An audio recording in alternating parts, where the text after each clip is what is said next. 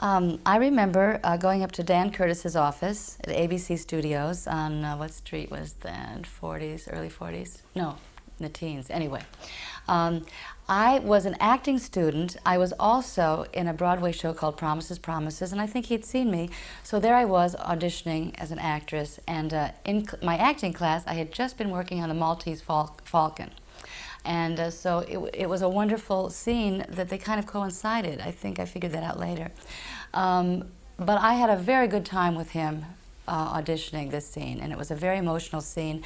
Because I'd been working in my acting class in the Maltese Falcon, I had everything right there at my fingertips. And it was terrific. I had a great time. I think it was maybe my first acting audition. I really do. That was it. I got the job, and it was Dark Shadows. First of all, just personally, at that time, this was my first television acting role, and this was very important to me and very exciting. And I was doing a show at night, and I would get the script and get up 5 o'clock in the morning with my cup of coffee, go over the script, show up at the studio, and we'd have a read-through and sit at the table, and then we'd do blocking, and then we would, let's see, we'd do a dress or go fix our hair, because we had lots of hair, a lot of bobby pins. I think I had wore 25 pounds of hair, and costumes, and then we redid it on the stage, on the set, and hit our marks, or tried to, and remember our lines. And then it was a go, and we did it. And this was incredible to me, because now, when I look back, these people, the way they worked, it was so powerful. I mean, and there was no time to do anything. So I remember it was a total whirlwind the whole time I was on the show and doing the show at night. And I remember being exhausted the whole time, because then I would, of course, finish the day at ABC Studios, then go grab a sandwich and go to the theater and lay down for half an hour and get up and warm up and do the show. Same thing, go home at night. And I could not learn the script at night because I would be awake all night, so I would just put it to rest, get up in the morning at 5 o'clock with a cup of coffee and start all over again. So it was wild, you know, and was terrific. And I did something very important as a young acting student. A lot of actors are like this when they first start out.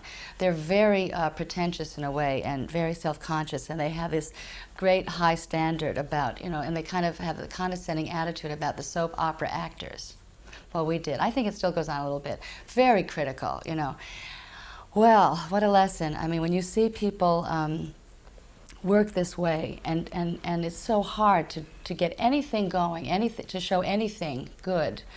And when you see this, now when I look at actors and I see one moment, I go, that's really impressive, you know.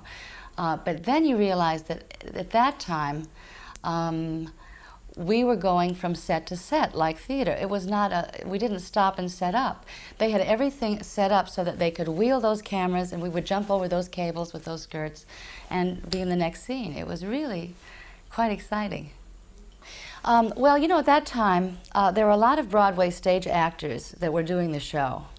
You mentioned before Jerry Lacey, and there's Virginia Vestoff was doing 70, a lot of people.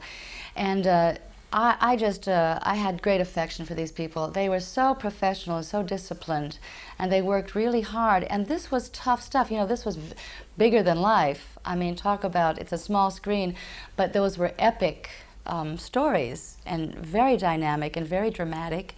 And I remember also in my naivete thinking, oh, now I'm doing this character, and David Selby and I were these star-crossed lovers. And I kept waiting for some change so I could bring in a happy moment or a jovial part of a man. No, as it turned out, of course, each character had to fit a certain in the show a certain way, and to keep new viewers interested, you had to kind of repeat, as they do today a little bit, repeat the storyline. So that was a very important lesson, to learn how to repeat pretty much the same scene, but keep the story pure and different. And let's see, well, I can't remember anything too humorous. I just remember how much respect I have for the actors on the show and all the people involved, because it's so hard, and when there's a whole drama going on behind the scenes, because you know that people are just kind of winging it. And of course, some of the charm is when you will see a mic swinging or a stagehand walk behind, and we had to leave it in, And those are the funny things, I suppose, and everyone is working together to keep the show on time, and there's no time to cut things out, so what you see, what you get is what you see.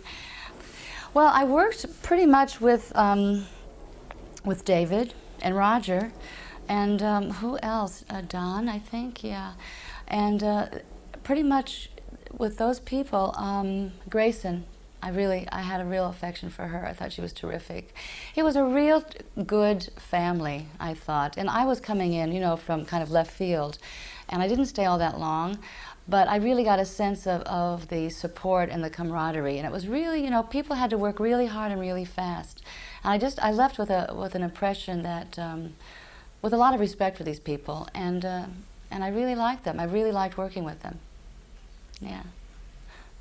Well, I just think it was being able to be with a group of people and doing something so different for me, and to learn. And I was very, new at this at the time, and to have the kind of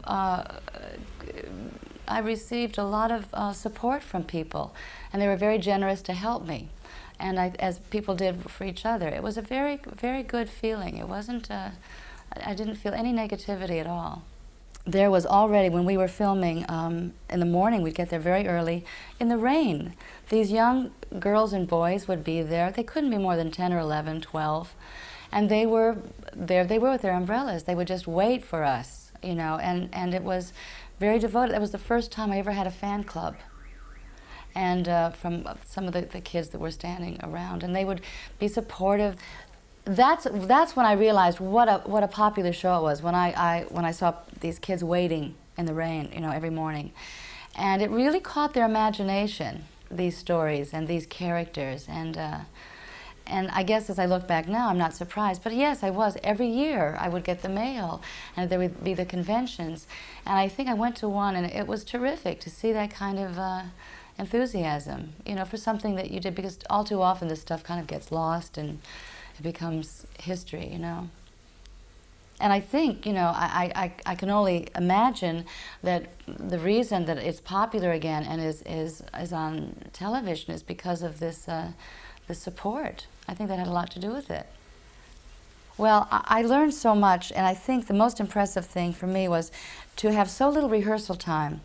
And you get on that set, and you don't have time to rehearse. You have to hit those marks, and everybody works really fast, and they're under a lot of pressure. The cameramen, the crew, the people who whip the cable, the actors have to hit the marks, and then they would of course have the word, the lines up there, and you'd try to if you forgot a line, you would try to find your words and try to make it look like it was incorporated into your condition and your intention as an actor. And, to do a juggling act like that was a very, very important education for me. Very difficult, and you're scrambling all the time. And boy, you really have to think fast on your feet. And it's good training, because you realize that so few times do you get a cushy atmosphere where you can take all the time and work everything so thoroughly that there's always something that's going to happen. And to have that kind of discipline and training, in a way, to take anything that comes and work with it and use it, all these surprises and obstacles, it's really good. It stayed with me. Well, I'll tell you one thing I think that's very nice. All of us in this business of ours, whether it's stage or film or television, you meet wonderful people and you become intimate with them in the work situation. And with all good intentions, you say, oh, we've got to get together, we have to stay in touch. And we all go our separate ways all too often. And it's very painful, to separate like this, but you get used to it. And what I find wonderful is when you get the newsletter that you've built so beautifully, and and I'm hard to get pinned down, because I'm all over the place. But when I see the interest that people have, and then I can find out where everybody is and keep in touch, it's terrific. It's really been a wonderful thing. So congratulations on that, and thank you.